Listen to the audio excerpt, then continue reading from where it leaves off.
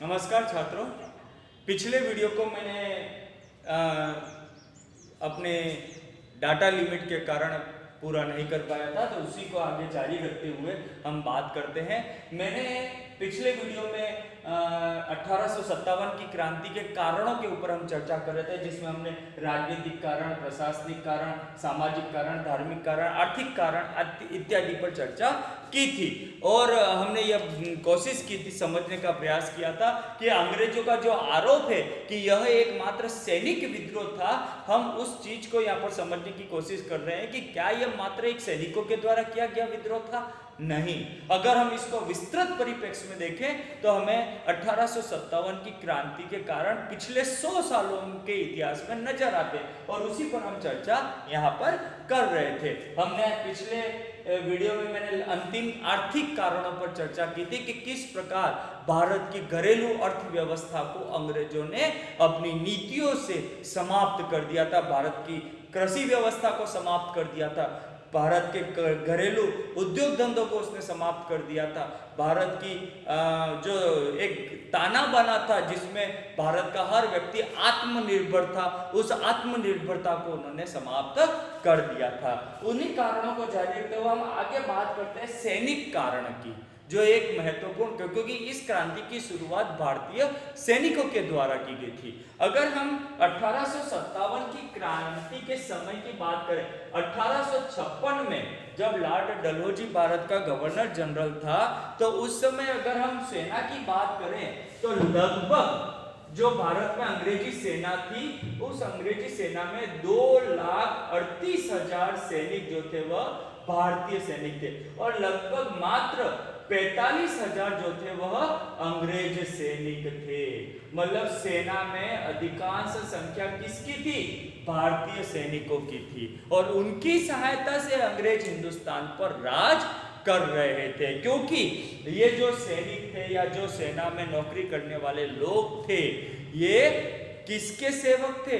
अंग्रेजों के सेवक थे, और उनकी सहायता से ही अंग्रेजों ने भारत पर राज किया और कर रहे थे। लेकिन इनके साथ जो भेदभाव होता था, उन पर मैं आपको यहाँ पर कुछ बातें यहाँ बताना चाहूँगा। एक उदाहरण के माध्यम से मैं आपको यहाँ पर कुछ चीज़ समझाने की कोशिश करता हूँ कि सेना में एक सामान्य भारतीय सैनिक का जो वेतन होता था वह मात्र 7 या 8 रुपए होता था, और वो 7-8 रुपए में भी उसको अपने भोजन का खर्चा, अपनी वर्दी का भत्ता, अपने जूतों का भत्ता, ये सारे भत्ते उसी में से देने पड़ते थे। इसलिए जब तनख्वाह का वक्त होता था, सैलरी का वक्त होता, तब उसको 1 या मात्र 1.5 रुपया उसके हाथ में आता था। यानी एक भारतीय सैनिक को उस समय जिसका वेतन 8 रुपये होता था, उसको हाथ में कितने मिलते थे?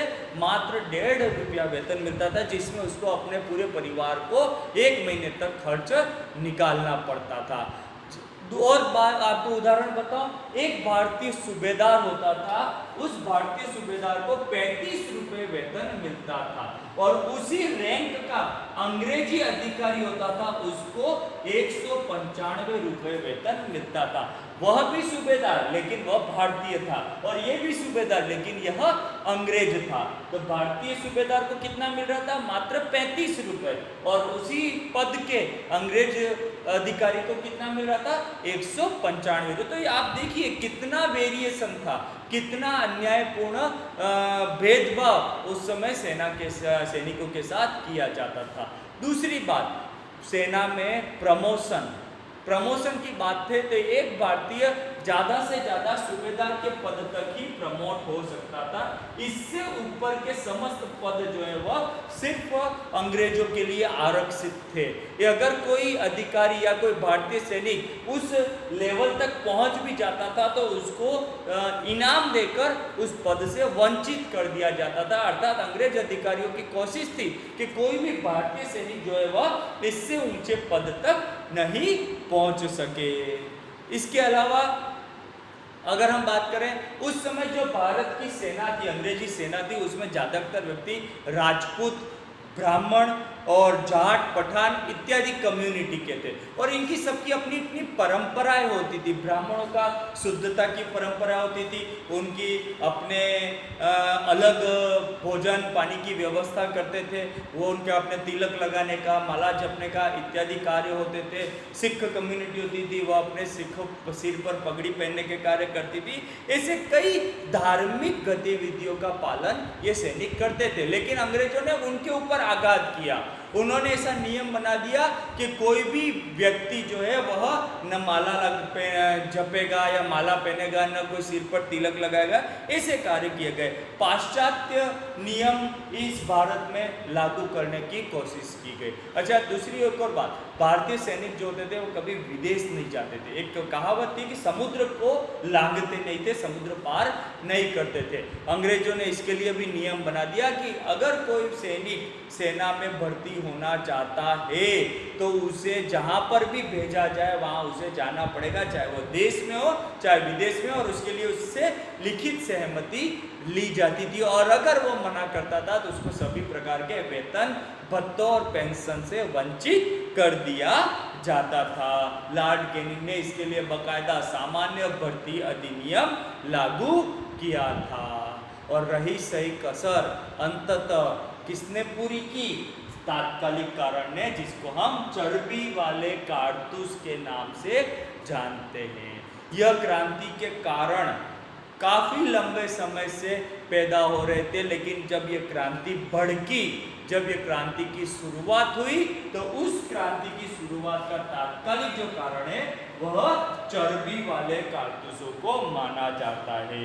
भारतीय सैनिक जिस राइफल का प्रयोग करते थे वह राइफल थी ब्राउन बेंस, लेकिन एक नई राइफल बनी इंग्लैंड में और वह राइफल जो है भारतीय सैनिकों को दी गई, जिसका नाम था एनफील्ड राइफल। और इस एनफील्ड राइफल में जो कारतूस भरे जाते थे, उन कारतूसों को राइफल में भरने से पहले दांतों से काटना पड़ता था। उनके ऊपर चिकनाई के लिए गाय और सूअर की चर्बी का प्रयोग किया गया था, लेकिन भारतीय सैनिक इस चीज से अनजान थे।